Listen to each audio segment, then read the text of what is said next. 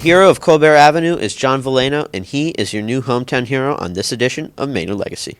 Born into a big family, John grew up with 5 siblings and lived at 2 Colbert Avenue in Maynard, Massachusetts. While we don't know what he was doing between the time he was born and when he enlisted, we do know that in February of 1941, he enlisted in the United States Army at Fort Devens in Massachusetts.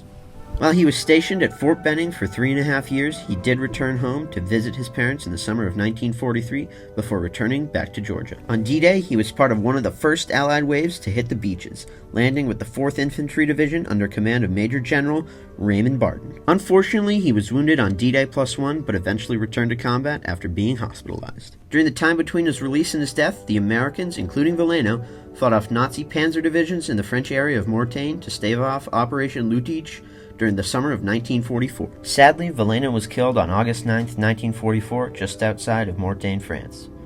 He is buried at Brittany American Cemetery and Memorial in Bassé, Normandy, France. Thank you, Maynard Hometown Heroes, for your help with this episode, and visit them on Facebook or on the Maynard Town website.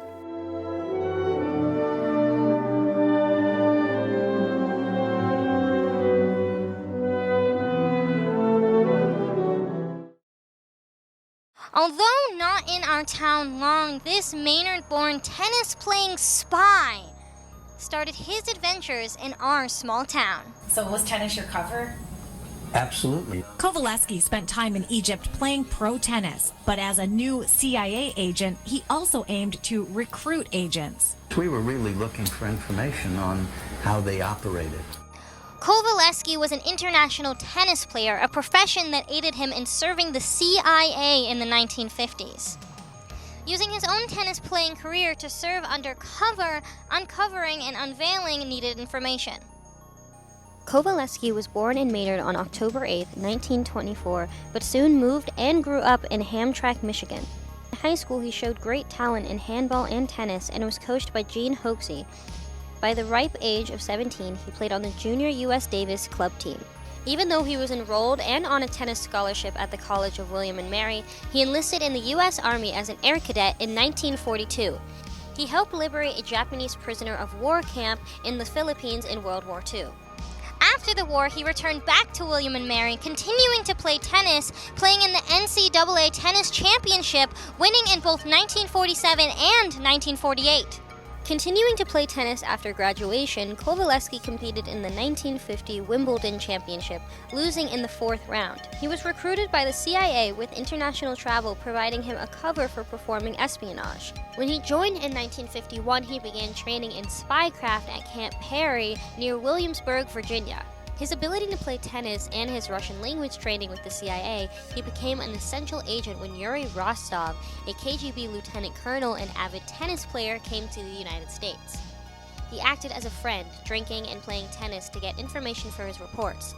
He said in a New York Times article, "It was stern and sterile. The attitude was that this is an enemy officer and we owned him now, and we were going to squeeze all the information possible out of him." When he fell in love with Manya Jabez, a woman of Russian ancestry, he left the CIA, who did not approve of the relationship, though the agency would later hire both of them to translate Russian. After the birth of his son Sergei, Kovaleski left the CIA for good. He then worked in the international divisions of Pepsi, Revlon, Schering-Plough, and Nabisco. Kovaleski lived in Manhattan until he sadly passed away from prostate cancer on May 25, 2018. This undercover debrief of Fred Kovaleski has come to a close. In conclusion to this covert mission, I leave you with one final video of what Kovaleski loved doing: playing tennis.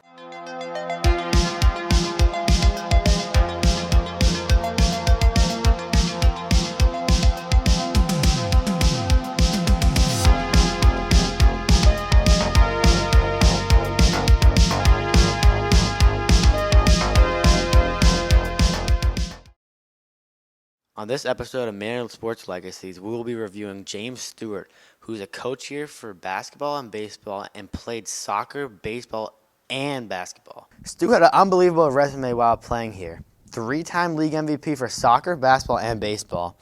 Went on to play 5 years of college baseball, but unfortunately faced a few injuries and sent him back quite a bit. While his time here playing Maynard basketball, he was able to score 1,000 points in 1997.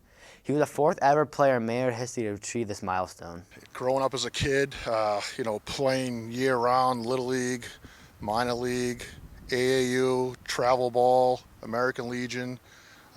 Pretty much is to make yourself a better player is you got to really strive and train at that sport that you want to be excelled in. His pitching statistics were through the roof with a record of 24-7 while on the mound and pitched 6 one-hitter games. It's in your family, a guy by the name of Timmy Lawton. He was a middle school coach here, and I was back from college, and one day he came up to me, he's like, hey, why don't you come help me? I was like, oh, wow, this is a great opportunity to start coaching. I had a rocky college career, meaning I got injured, and I could have been the shoulda, coulda, woulda.